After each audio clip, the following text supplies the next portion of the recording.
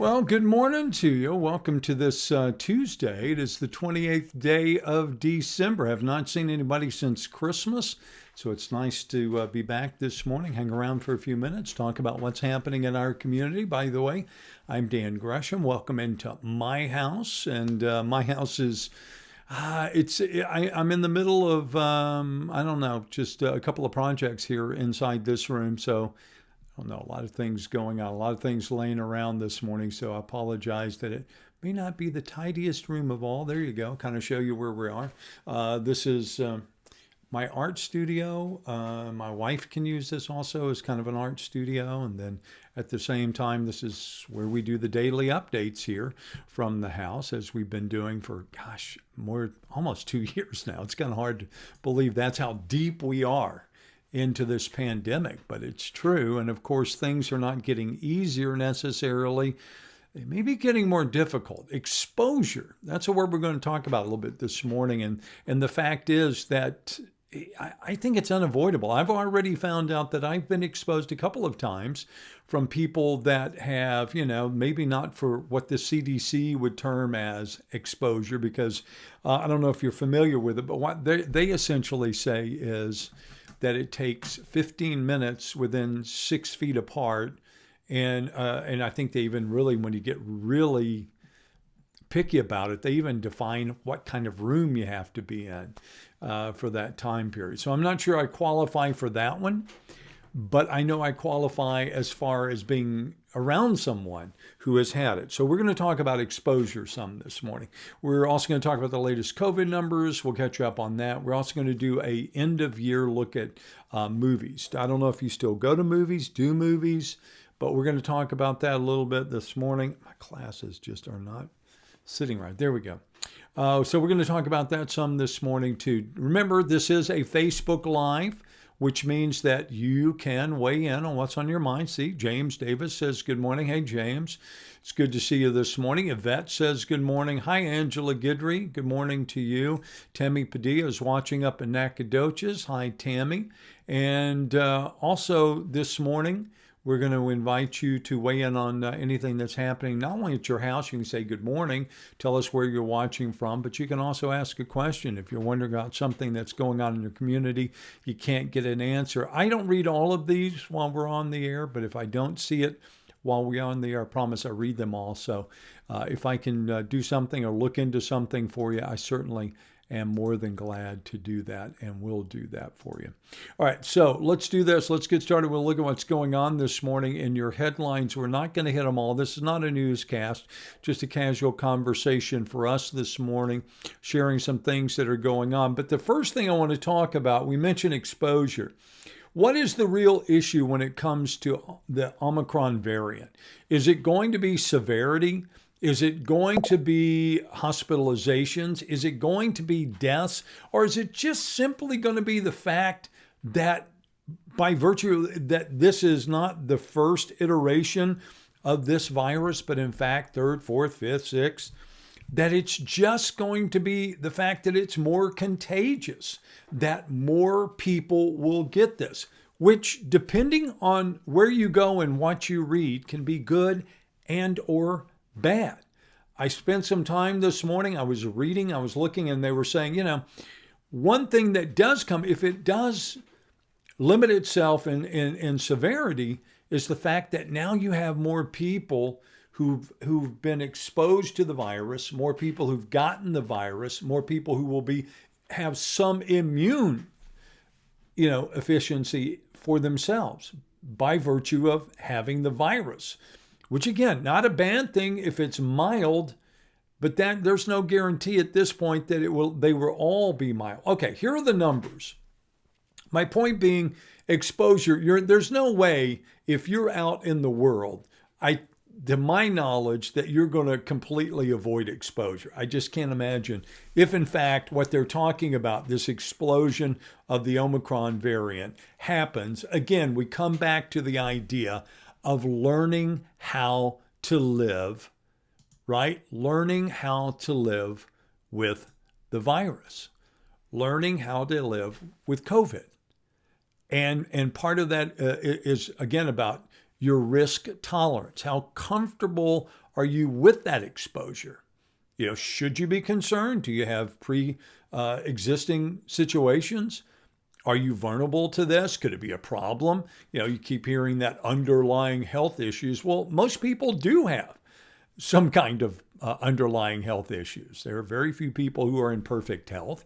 So that being said, should that come into and factor into your consideration? Are you seeing more people wearing masks? I was a little bit surprised. I honestly, I went out, had to run and get something yesterday, had to go buy some paint.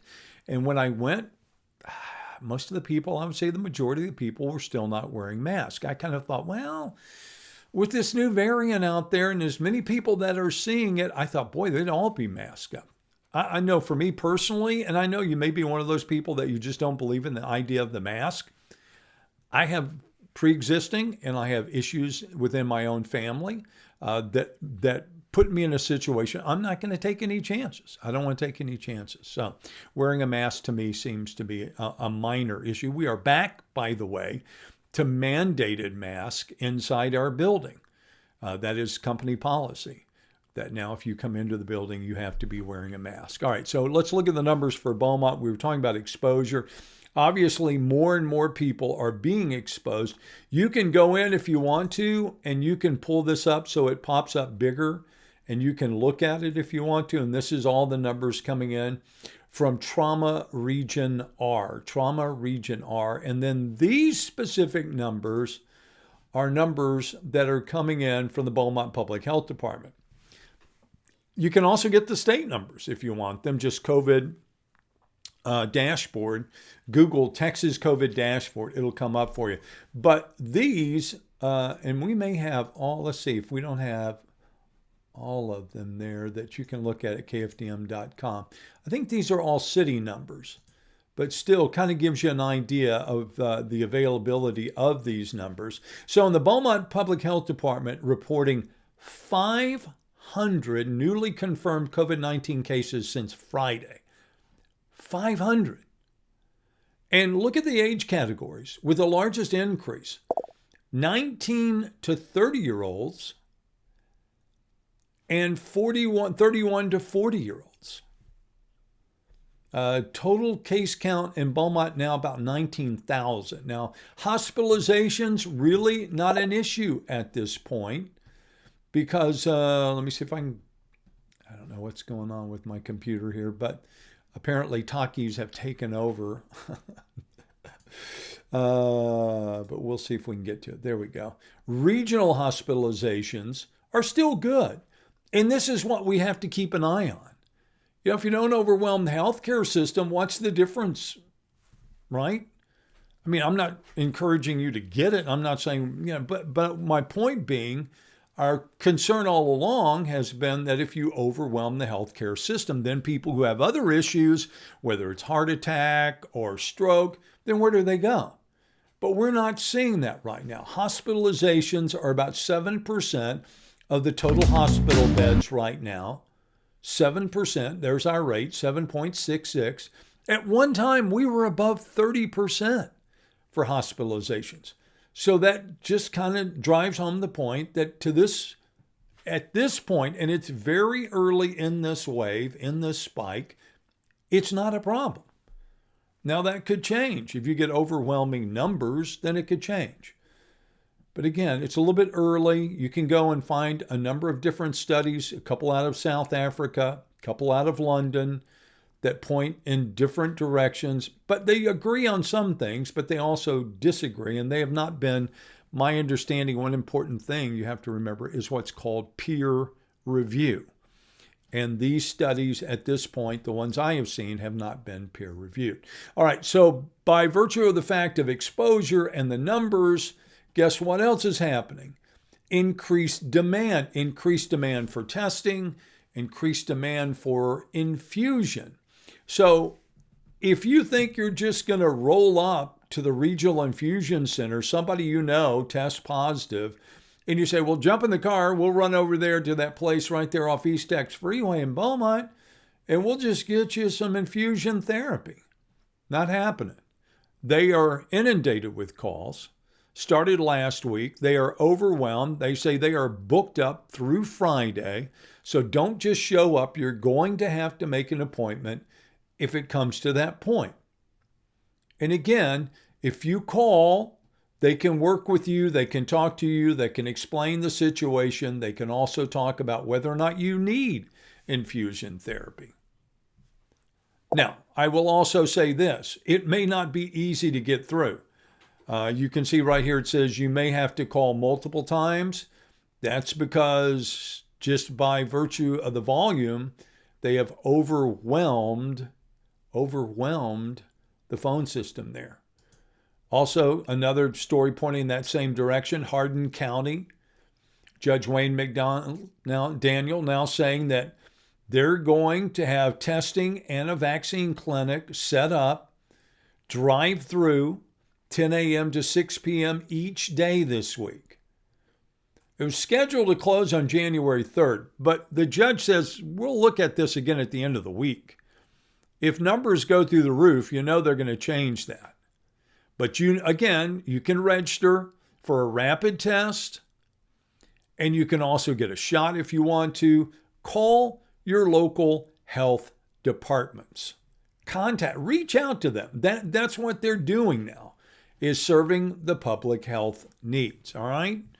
So don't hesitate. You're like, well, I don't know what to do. I'm not sure what I'm supposed to do. Should I get a booster? Can I get a booster? If you call, because I've been through the process, if you call, they will walk you through it. They'll ask you a series of questions, and by the time they get finished, you'll have a pretty good handle on it. Do I need to go? Should I not go? Do I go to my doctor? Do I not bother my doctor? All right? So hopefully, at least you are aware, and we'll keep an eye on what's going on around you. And again, exposure. If you know someone who's tested positive, you have to understand what that means.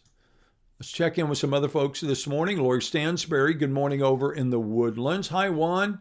Hope your day is going well. Sandra Spellman, checking in from Burkeville this morning. Hi, Sandra. Vanessa Brooks, good morning to you. Ebony says, I have an underlying condition. God has kept me. Not once have I contracted it, but both of my boys had it.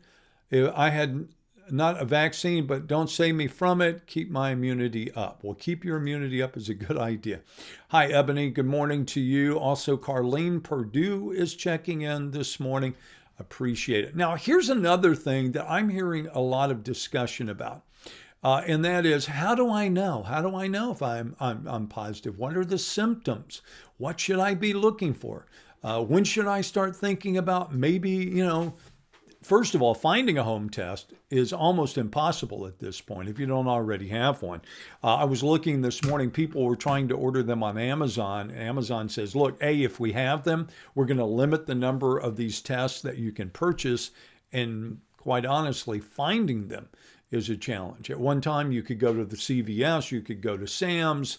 There were a lot of places you could find these home tests. But once the Omicron started showing, up in so many different places, then everybody went and picked up one or two of those tests, and hopefully that was you. But if not, again, health departments have these tests. There are a variety of different kinds of tests. 2 years on, you would think that most of us would know this by now. But if you haven't been exposed, or if you haven't had to deal with it, and this is your first time to be concerned with it, then maybe it's the first time you're hearing about this, about testing and what you need to do. And know that the CDC has changed their guidelines. At one point, if you were exposed, not meaning if you contracted, there's a difference, right? Whether you have tested positive or if you have been exposed to someone. If you've tested positive, then there are definite guidelines for how long that you should stay out of the public, away from other folks, how long you should isolate. There are different standards if you've simply been exposed to someone. Because, it doesn't happen immediately. You can be exposed, it's going to take days before it shows up. And that's a big if now with the Omicron, if the symptoms show up.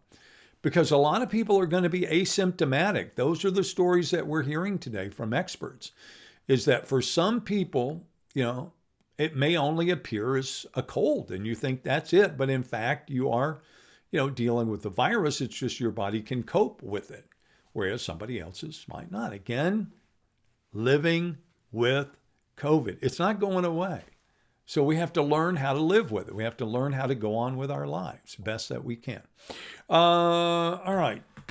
Yeah, it's a good point. Somebody says, most entities do not give rapid tests unless you're showing symptoms. That's true.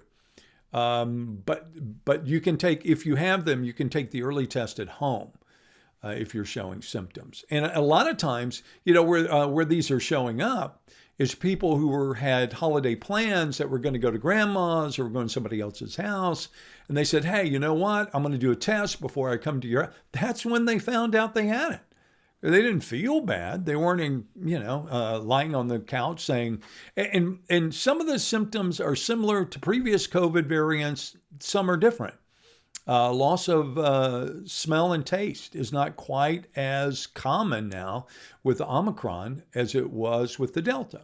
So there you go. And there are lots of you, if you Google and you just say Google, Omicron symptoms or difference between, it'll pop up. There's plenty of stuff out there for you to go and find. One other news story I wanted to get to this morning too, as we're starting to think about, going into the new year. I think it's interesting that these stories are coming up. How about this? TxDOT planning new construction projects 2022. Now, one of the concerns that we've been keeping an eye on at my place of business has been the expansion of I-10 on what we've always called the curve. In Beaumont, it's right there, the curve where it goes. You have East Tex and then you have I-10. And if you're going to Lake Charles, you got to take that. Well, they're going to expand that. They're going to expand the lanes out. So all of a sudden we're being told, you're going to have to, brand new building that you built a couple of years ago, you're going to have to leave. You're going to have to give it up because the highway's coming through your building. Well, we started thinking, okay, it's going to be coming through what, 2021, 22? Well, maybe it won't be until 24. Anyway, it's a good story if you want to read it. Just kind of talks about some of the different projects or watch it. Don't forget, we have video on demand. All you have to do is hit the arrow and it will play out the story. And you can find out more about some of the projects that are planned by TxDOT for the coming year and some that are being postponed until another day. All right, want to finish up on a lighter note this morning before I get out the door. It's that time of the year again, isn't it? The best of 2021, the best of the year. I'm curious, have you been watching movies? Have you been reading books? I even saw best television episodes. I'm like, wow, okay. I get when you say best television show, but best episode? Yeah, the lists are out there, and they're now that you have social media and millions of different people contributing, it's very easy to have opinions. It's very easy to come. For the last 10 years, I've always done it's not necessarily the best, it's my top 10, like my top 10 books I read this year. I will post them on social media, and I usually show them here on the morning update. And I will, before we get to the new year, I will show you mine. I don't expect people to go, oh, well, if he read it, I'm going to read it. If he watched them, it's just an observation. These were the best ones that I read. I liked them. If you want to give them a try, fine. If you don't agree with me, that's also kind of fun because you can have the discussion.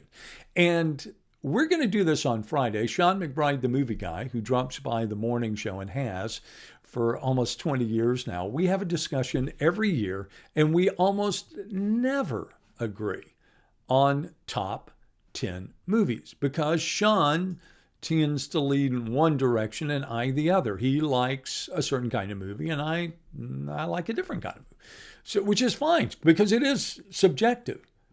But anyway, USA Today out with their top 10 movies of 2021. Have you seen any of them? Maybe that's the question. I have not seen all of them. Some of them are it's like, oh, that's the first time I've ever even seen the name of the movie. But anyway, West Side Story have not seen. The wife saw it, liked it to a point. Coda, I have seen. I like that movie. Drive My Car, haven't seen. This, to me, might be the strongest movie of the year that I've seen, which is Power of the Dog. And it's interesting because unlike all those years past that maybe I didn't see them because I didn't go to the movie theater, now I can sit at home and watch a lot of these movies. This one I watched at home, Power of the Dog, Benedict Cumberbatch. So anyway, they're out there. They're going to be coming at you for the rest of the week. We'll share some of them, see what you think about I got to believe that I didn't see Belfast on there, which seems to be everybody's favorite movie of the year. But again, the critics at USA Today didn't agree with that. They had their own thoughts. And I expect you to have yours and share as well. All right, I am out of here. I've got things to do today. I know you do too. Do me one more favor before you go this morning, if you don't mind, if you'll hit me with a like, which is a thumbs up, or any other emoji that you want, I guess. It's just that idea that the more you interact with me, the more Facebook sees it, changes the algorithm, the more people we reach. Pretty simple. All right, and we will do our best to be back here bright and early tomorrow morning. We'll get you another update from the Hacienda, talking about things that are going on in our community. In the meantime, we always like to remind you there are a lot of ways that you can stay on top of what's happening in Southeast Texas. We showed you several of them this morning, which includes KFDM.com, but you can also go to our Facebook page as well. And of course, you can join me back here. Plus, we have a YouTube channel, Dan's at Home. You can subscribe there, and if you do, hit the notification button. Every time we do one of these updates and it's posted, it will send you an alert, right? And if you just stay on Facebook page for KFDM News, you will get those alerts as well. I thank you for your time this morning. Go out and make it a terrific day. Make the most of it. And again, we'll talk soon.